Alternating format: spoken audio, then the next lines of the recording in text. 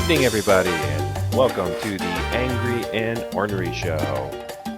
This would be our 24th episode and our last episode of Season 1.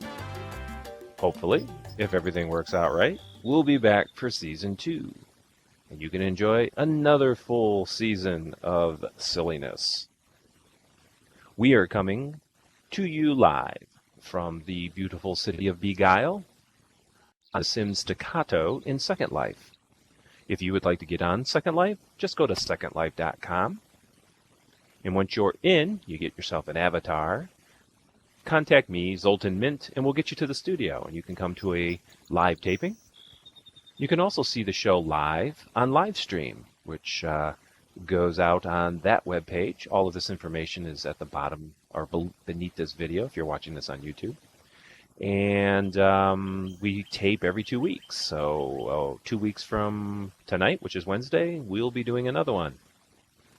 And then finally, this is edited and put on YouTube, where right now, or very soon, there will be 24 videos of us. We might become a trend. Who knows? Speaking of trends, let's bring out my co-host. Please, Lionheart, come on out, please. You would think after 24 episodes, this would be easier for me.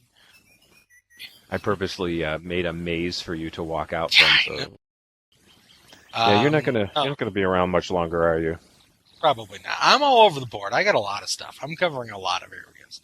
Well, I'm going to let you go first, but before you do, I do want to do something. Because this is the last show of the season, I wanted to end the show with some thank yous, and some well-deserved thank yous. And I'm going to start off with thanking Cami Larimore. Cami is the landlord of this sim, and she allows us to tape the show here, and she graciously gives us a great discount for the rent, or the tier as they call it. So Cami, if you ever actually watch one of our shows, be it known that I do plug your sim every episode. So leave a comment and let us know that you actually have seen one of our shows. That would be nice. And I'd like to thank Nosfer. She was a gal who came in early with a lot of good ideas, and she actually worked games. And I know she was a fan of the show occasionally, so I wanted to give a shout out to her. And let's not forget the Gentleman Geek, who started the show with us, and he worked camera, I think, for the first 2 shows, and did some live streaming and blogging for us. So that was very nice of him. So if you happen to be watching Gentleman Geek, make sure you say hello. And let us not forget about Olivia and Christiana and Maya, who come to all of our episodes and add their support by making comments in local chat. And we appreciate that chatter, and we try to read it and keep up on things. So thank you, gals, for supporting us. But the biggest thanks has to go out to Florian Blaisdell, who is our current tech cameraman guru, all-around nice fellow who films our show. He does the live stream for us every Thursday morning. Generally, I get a video clip from him. He's nice to send it, and he does a terrific amount of work publicizing it on some social media for us. So, Florian, thank you very, very much for this past season of all the hard work you've done. Okay. Do you want me to go first? Oh, no, I said you should go first, so go ahead. We've had 3 cameramen? We have camera people. Oh, okay. I thought I was just hallucinating really well, but okay. All right. Happiness. I watched a happy movie. I watched a uplifting movie. I watched a comedy. Yeah, I know. Mark it down. Did it have naked boobies in it? No nudity whatsoever, no violence. Well, violence, but not the way you think of. Okay. I watched the new flick, Hector in the Search for Happiness. It's the new... That is very unusual for you. Yes, it's a new film. It's not even out on DVD yet. It's in that transitional phase of from theaters to Blu-ray. It was actually a Brit film. Obviously, you can tell by the fact that it's all British actors. It stars Simon Pegg as Hector. Love them. You love him to death. He is a psychiatrist who he he's not making his patients happy anymore, and his patients aren't happy anymore. So he has realized that he is no longer happy, and he's a very big Tintin fan, and he decides to look for happiness again. And he leaves his live-in girlfriend, played by the very beautiful Rosamund Pike, who of course was just nominated for Gone Girl, and decides to travel the world. He first goes to Hong Kong, and on his way on the plane, he meets Stellan Skarsgård, who is playing a businessman. And of course, he shows him around Asia and everything, and how he has a good time and how he has found happiness. But you kind of realize he really doesn't have happiness. And then he travels to Africa, and he meets Jean Renault. And Renault kind of gives his little bit of take on happiness. And then he travels to America, where he runs into the great actress Toni Collette, and she takes him to a doctor who has been studying happiness, played by Christopher Plummer. And you add in all these little great side stories and this great cast, and you feel happy. And it's a cute film about this man rediscovering himself, and he realizes then, of course, and you'd have to be a fool not to realize this is what the whole show's about, is his happiness was right there all along, his girlfriend. So it's, it has a little bit of sappiness at the end, but it's a cute flick. I give it a 5. I give it top Really? mark. Really? I laughed with it. You almost want to cry with it at times. It's a very emotional movie, and it's meant to be. The cast is what blew it away. It was fantastic. Loved it. Cool. Cool. Loved it. I only Yep. saw it in passing. I saw it didn't have a wide distribution, did it? No, it did not. No, it did not. No, it did not. Yeah, like I said, it was a film over there in the UK, and it didn't get a lot of publicity over here. But fantastic. If you can find it, see it.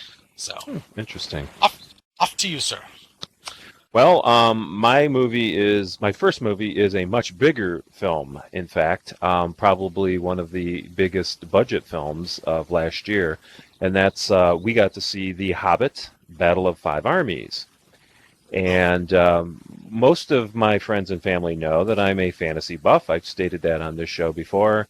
I absolutely love the Lord of the Rings movies. I thought they're in my top 10. The three Lord of the Rings movies together as like one story is in my top 10 movies ever made. I just think they were fantastic. And obviously it wasn't just me. They won multiple awards and everybody loved them.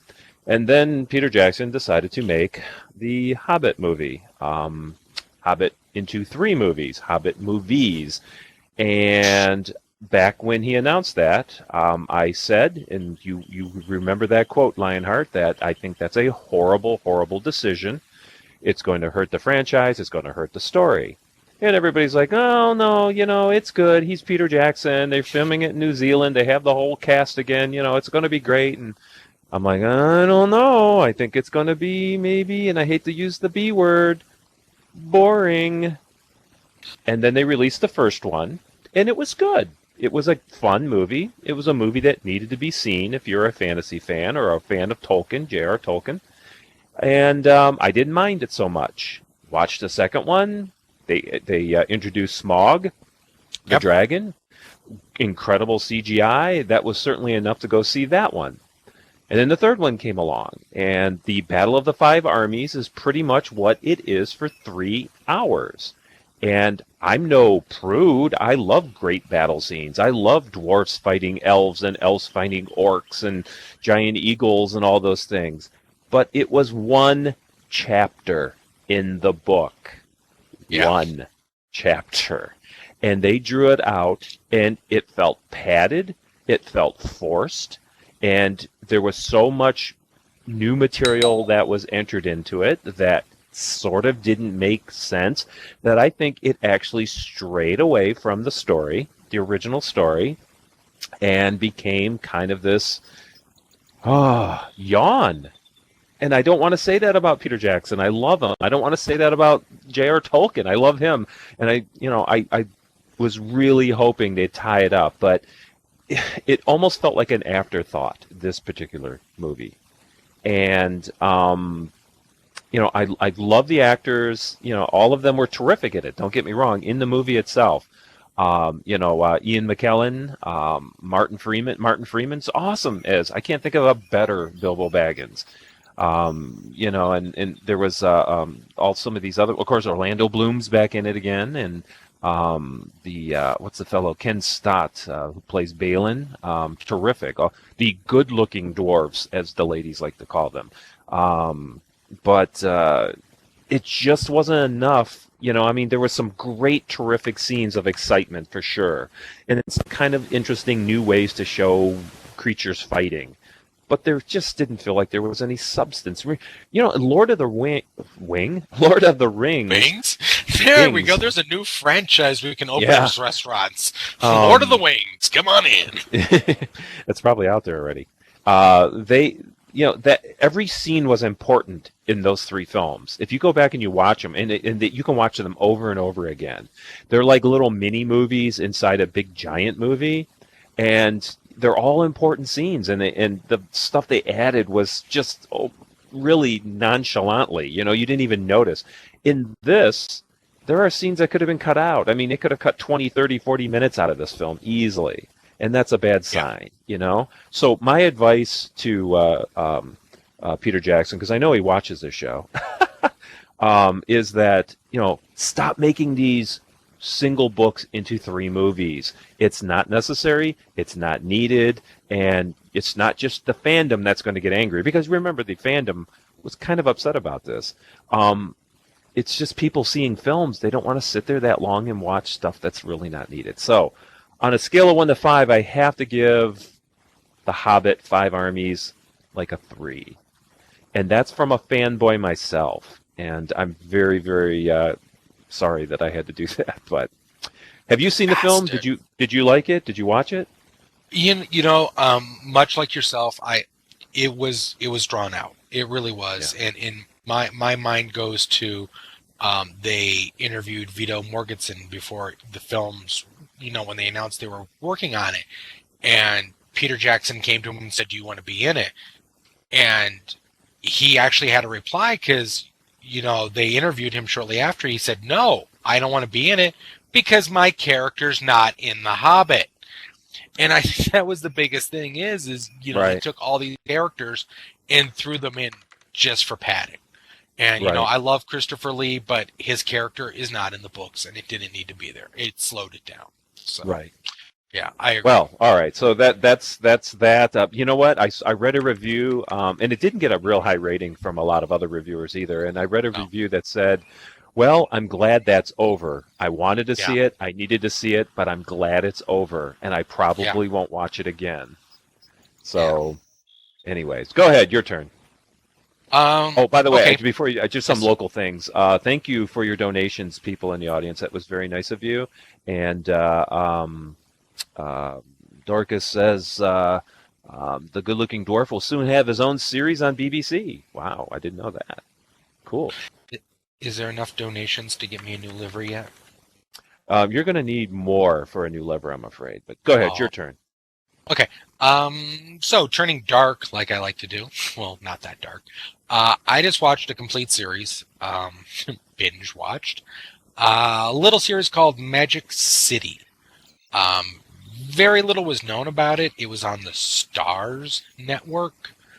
Ran for 2 seasons concurrently. The nice thing about it is it's only 16 episodes altogether, so you could binge watch it very easily. It is set in the era of the late 1950s Miami, but it's mob-run Miami, kind of the era when they were trying to legalize gambling, bring in new casinos. The whole thing with Cuba was going down with Castro and his casinos. So it's a very interesting era, and the whole series revolves around Jeffrey Dean Morgan's character of Ike Evans, who runs the Miramar Plaza Hotel, which is the big premier hotel in Florida at the time. The problem is his partner is not that upstanding of a character. His name is Ben Diamond. People call him the Butcher, and it's played by the wonderful Danny Houston, and he's a mob boss. And he'd rather sooner cut your face off and kill you violently than look at you twice.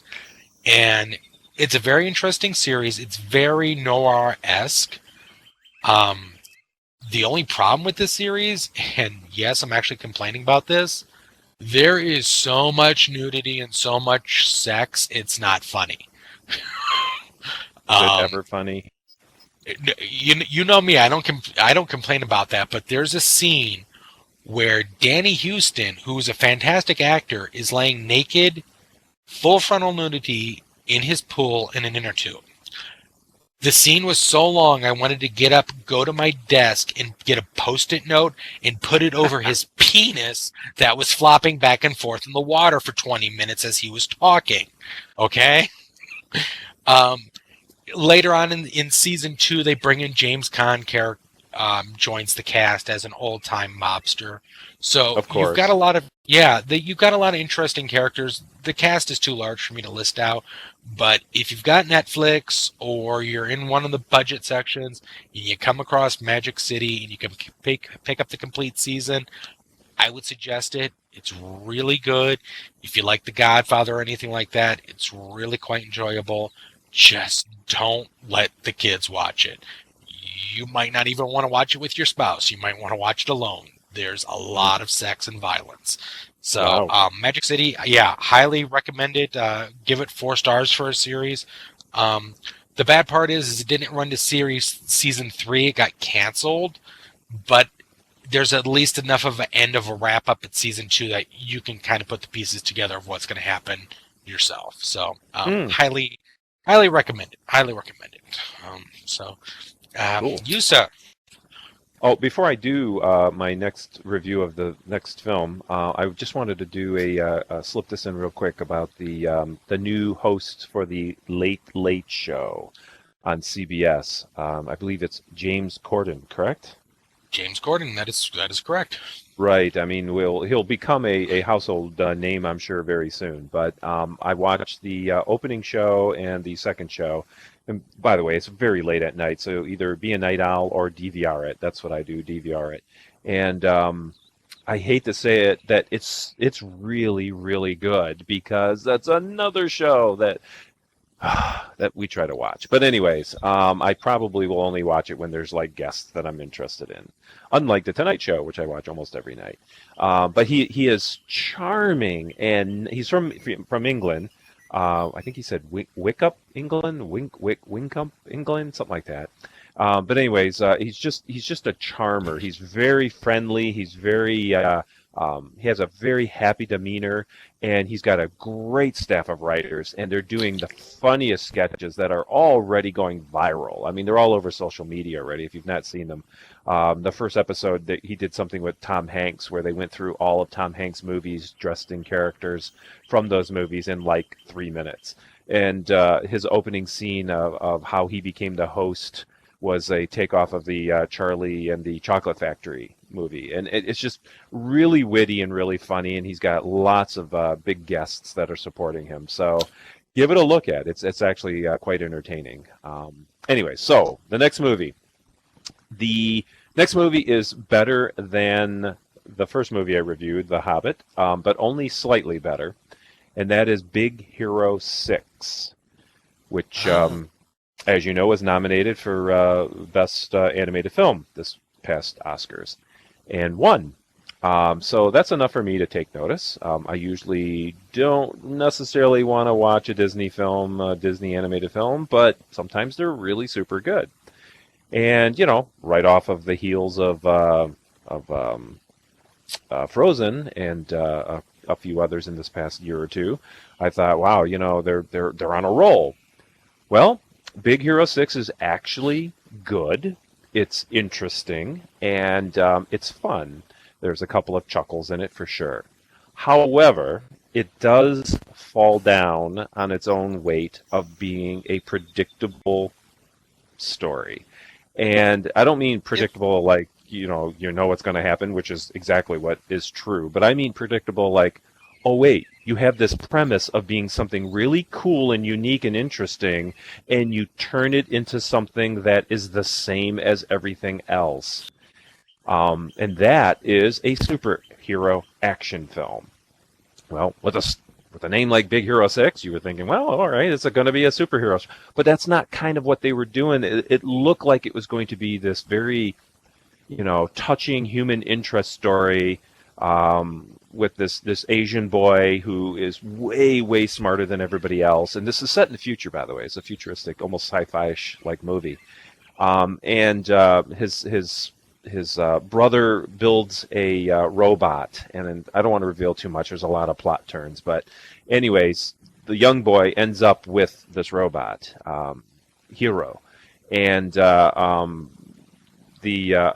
little boy's name is Hero, and the big robot's named Baymax, and it's initially meant to be a healing, helping like doctor medical robot.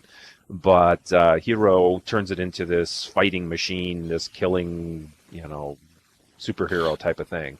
And suddenly, he gets a group of friends, and they even comically refer to each other as, "Oh, here's the origins of our superhero gang."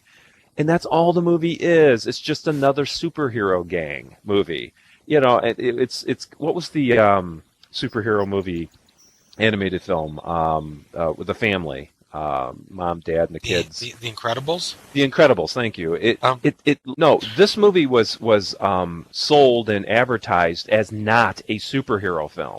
okay, yeah, because Did you see any advertisements as this being a superhero film? yeah, I No, knew from the get-go. I did not. But see, I was also not a group gang. A gang of young kids wearing outfits fighting villains. But see, my thing is though, were you aware of Big Hero 6, the comic? Yeah. As somebody okay, all I right. owned a comic book store, dude. I didn't know if you, because it's a newer thing. So No, I didn't. no. My point is that it didn't have to go that route, and the predictability of a group of kids donning superhero outfits and fighting villains in a franchise now that will have 18 movies following seems outdated, predictable, and ridiculous to me for Disney to do. Instead, why didn't they concentrate more on this genius child and what he can create in the future and what his creations can do other than just fighting bad guys? I don't know. I liked it better than The Hobbit, so I think it was a good film and it's enjoyable and watchable, but it's just not to par with some of the other films that have come out from Disney. You haven't even seen the film yet, have you? Yes, I have seen. I own it. Oh, I you have? enjoyed it Okay. quite well. And Yeah, you did like it. yeah. You didn't think that 3/4 of the way through you're like, oh, this is the exact same movie I've seen 100 times. Um, yeah, but it's enjoyable. Well, You have to remember, we're in the era of the superhero now. Remember a couple of years ago, it was the era of the asteroid when we had Armageddon and Deep Impact and Asteroid. so when is somebody you know. going to do something different, creatively different, like all of the brain tank people that Disney currently Because employs? when superheroes stop making money, then they'll change up the market like they always do. So Well, again, I'm a fanboy, and I love the nerdy films, and two of them now. I've reviewed two, and they didn't get really high reviews. The Hobbit was a big budget film. Big Hero 6 was supposed to be the big blockbuster of the summer, and neither of them. I think I won't watch either of them again. How's that? wow. Wow. Big Hero 6, I give a 3, maybe a 3.5. Wow. Your turn. Okay. Um, yeah, this next subject, it's three things I'm going to put together just because, pardon my French, they're all pissing me off. They're making me so angry, they're making me drink more than normal. You can't drink more. Yeah, I can. Remakes or reimagings or rebootings or whatever you want to call it are beyond out of flipping control right now. They're rampant and it's getting worse. And they've just recently announced 3 more. And TV and movies. Yeah, I'm so angry over these particular 3 that you're lucky I'm not on my way to Hollywood right now with a shotgun. First Couldn't up, make idle threats on public what is this, the social networks, because I can do whatever I want to. I can blame it off on booze. Oh. First thing, they are, quote, rebooting or retooling the Texas Chainsaw Massacre franchise. At first I thought, okay, the last reboots, the ones that Michael Bay were involved in, I didn't mind. The last 3 films, kind of liked them. I own them. First one. So now, right. So now they're announced that they're doing it again. And I'm like, okay, well, they're going to do a prequel origin story again. And I'm like, okay. But instead of sticking to the standard motif of who Leatherface is, because he's based on a mongoloid who doesn't speak, who has a skin disease that wears human flesh to look normal. No, they're getting a good young teeny bopper actor who's new on the scene to play him. His name is Sam Strike, and what they're going to do is they're going to make it a mystery, and it's about 3 guys, 3 young teens who get out of an asylum, and one of them's going to grow up to be Leatherface. That like doesn't, yeah, it doesn't frickin' work. It doesn't work. How they're going to turn this into a movie, I don't know. So they're going with he's a young emo teen, good-looking little heartthrob instead of a degenerate. So emo, by the way, not emu. That's a cow who has problems socially developed. No, yeah, I know, emu, a cow. Yes. So right there, that's number 1. I'm pretty flippin' angry at. Number 2, this one should make you mad. Fox has announced that they are going to remake Sidney Lumet's, not Agatha Christie's, Sidney Lumet's 1974 version of Murder on the Orient Express. They're going to do another big budget version of it. This will be remake number 4, because we had the original in 74 with the great cast of Sean Connery and everybody. Then they remade it in 2001 with Alfred Molina, which was horrible. And then the David Schumett version from Poirot came out in 2010. So this will be version number 4 of a movie. We do not flipping need this. There's no word. The formula, real quick here, us old fogies keep saying they don't need to remake those movies. Those were well, what they're banking on is a new generation of moviegoers. The teens that don't have a clue about any of these movies. They've never heard of Agatha Christie. They've never heard of Murder on the Orient. These young dating teens will go in and pay money to see these films. Well, it's not only that. They don't have to pay a frickin' writer to write a script because it's something they already have the rights to. They already have an old script, so they're just going to dust it off, change a name or two, and change a scene or two, and voila, you have a new movie. Agatha Christie might even be in public domain by now. So yeah, so that's got me pissed.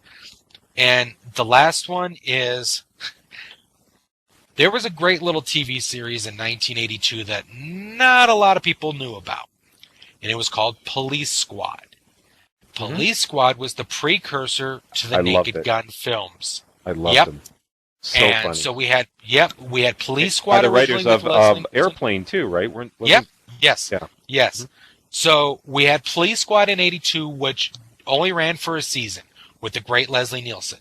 Then in 1988, they revisited and they gave us The Naked Gun from the Files of Police Squad, which was the first movie with Leslie Nielsen. That spawned 2 sequels. Funny as hell. You can't do spoofs like that anymore. Well, guess what? They've decided they're going to reboot the series. First thing they did is they went to David Zucker, who created the original series, and he said he wants no part of it. And That's he's a bad gone on the sign. record.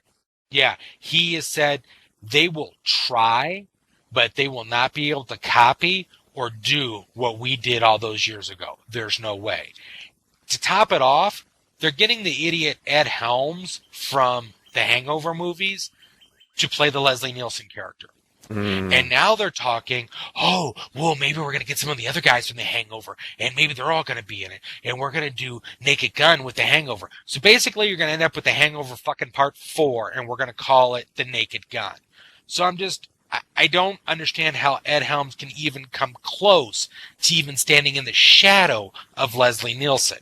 I don't know where Hollywood is going with this. It's just... And the under 18 crowd don't care, Lionheart. Yeah, I know, but the thing is it's crap. And you and I both know it's going to be crap. And these stupid little 18-year-old kids who don't know what true comedy is are going to line up because they're going to go, oh, look, it's the guys from The Hangover. And we think that's like Casablanca to us. And they're going to go in and they're going to laugh, and it's going to be fart and belch jokes, and it's just... It's all about the studios making money. If they don't make money, they won't make movies. So, yeah, you got to take the good with the bad, I guess. I'm sorry, I had to be quiet there. I was drinking. That's okay. Are you calmed down? Yeah. No, I'm not calmed down. I'm pretty angry about it. Drink another shot of your Jameson. You'll be okay. This is destroying my childhood now, and you know, it's crap. It's crap. It's crap. Oh. Yeah. Okay. All you on this happy note. This happy note that I've left you with. Well, that's fine. And you know what? I'm going to cheer you up because I told you I was going to do from the worst movies to the best movies. So my 3 films, I think this film of the 3 is the best of the 3 that I saw. Personally, I think this is a great film. I saw the movie Fury. Oh. I haven't seen that yet. I really want to. Yeah. When I saw the previews, I thought, oh boy, this is kind of looking like Saving Private Ryan, are they going to try to follow that same technique in making a World War II film? And it does have moments that it feels a little like Saving Private Ryan, and I realize those moments are because of the quality of the detail that they put into making this movie. Now, there's some debate on whether any of this could have occurred. The fact is that this is at the end of World War II. This is about a group of guys, 4 or 5 guys that are in a tank named Fury that is rolling through Germany. The Germans are kind of on the run, and they go through fields and towns, and they meet other tanks, and they meet an entire army at one point of SS soldiers, and so on and so forth. So I mean, it's a gritty, rather gory at times, and bloody telling of that era of the war, which isn't done often. The last few days like that. However, I did some research on it, and the director and the writer, they actually interviewed real tank commanders, and read the notes or diaries, I should say, of American tank commanders in Sherman tanks, and the guys that were actually there the last few days of the war, in fact. And they try to painstakingly retell these stories. So it's not based on one specific real story, but it's based on a bunch of smaller true stories that they heard through actual veterans. And you can tell. I mean, they don't go crazy with suspending your belief, your disbelief, or whatever it is. But you get caught up in it. But the thing I took away from this film, and the reason why I liked it more than the other two, is because it made me think a lot. And I thought the imagery and what went on between the soldiers that were in this tank, the things they talked about, and the loss of innocence, which I know is a repeated theme. And there's a lot of repeated themes, don't get me wrong. But it just stuck with me for days and days. I had to think about it, and I'm like, damn, here's these guys that my favorite scene comes, I think, somewhere in the middle. And this isn't going to ruin anything. When I should tell you the cast. Brad Pitt is in it, and he's actually quite good. But surprisingly, who is really good in it is Shia LaBeouf, who for some reason has become like the joke of Hollywood, right? Everybody has to make fun of him, and all his viral videos are out there and everything. But he's really good in this. He plays this mumbling, tired soldier. I mean, he's been in Poland and France, and now he's in Germany. I mean, he's just been fighting this war seemingly forever, and he does a super good job at playing this character. And the other guy who's really good, I thought, is this John Bernthal, who plays a guy named Coonass, Grady Travis. You'll remember him from... Did you just say Coonass? Heard me. They all have nicknames. They all have nicknames. But anyways, he's from Walking Dead. He's Shane, who dies early in, season 2 or 3 or whatever. I hate that actor, John Brawl. Well, you know what? You'll hate him even more in this because he plays a horrible, horrible person. He's a hillbilly soldier, and he's tired of everything, too. I mean, these guys are just worn out and tired. But anyways, what I was about to say is Brad Pitt delivers a line that I really enjoyed, and I don't know it, I can't say it verbatim, but they have to make a choice of, like, abandoning the tank or staying with it. And everybody, obviously, the choice would be run, get away, leave the tank. You've been in it for too long. But he chooses to stay because he turns to the guys and he's like, this is my home. This is all I know. Because for years, that's all this guy has been doing. And that's all he knows. He's abandoned everything else. He's lost his innocence. He's lost his moral fortitude. He's lost everything. And he's just stuck with this tank. And when the war's over, God knows what he's going to do. And, you know, that's a good reflection of a lot of our veterans today, right? They come home damaged. They don't know what to do with themselves anymore. So they portray that really good in this movie, Fury. And, you don't have to be a war film buff to enjoy it. There's certainly great moments, including a moment when they kind of invade a German home of where two ladies are living. And the tension that goes on during that scene, oh my God. I mean, it's riveting. It's like you're on the edge of your seat type of thing. So good acting, great effects, beautifully shot scenery. All the costumes are incredibly authentic, down to the SS jacket, fur jacket that I think it's Brad Pitt's character wears at one point. Everything about it's just terrific, and it's a good film, and it'll leave you thinking about a lot of things that you probably have never thought about, especially after a World War II historical film like this. So, on a scale of 1 to 5, I give it a 4.5. I would have given it a 5 completely, but again, there's a lot of repeated elements that were in so many other war films, but whatever. I mean, again, there's a new generation of people watching these movies now. And, I have an 18-year-old daughter, and she watched it, and I think she enjoyed it. And I think we kind of learned stuff about that era, of that war. So there it is. Good movie, 4.5. Go out and rent it. It's on disc now, and or buy it even, because you'll want to watch it again. I plan on watching it again. That's my review. Lionheart? What? I'm here. Are you listening. Still there? I'm still no comments. Here No comments. No, I haven't seen the film. I want to see the film. I'm plotting Ed Helm's death. Everything else is fine. Nice. Okay. Well, you like to slip that in. You got anything else to share? Nothing I can share in public. So you don't want to do that. All right. Well, let's. I'm going to actually not walk through my desk this time and come out here. I'm going to try to walk out here. Well, ladies and gentlemen, thank you for sticking with us, those that who have been here for a while. Hey, would you get back in your mark? What's wrong with you?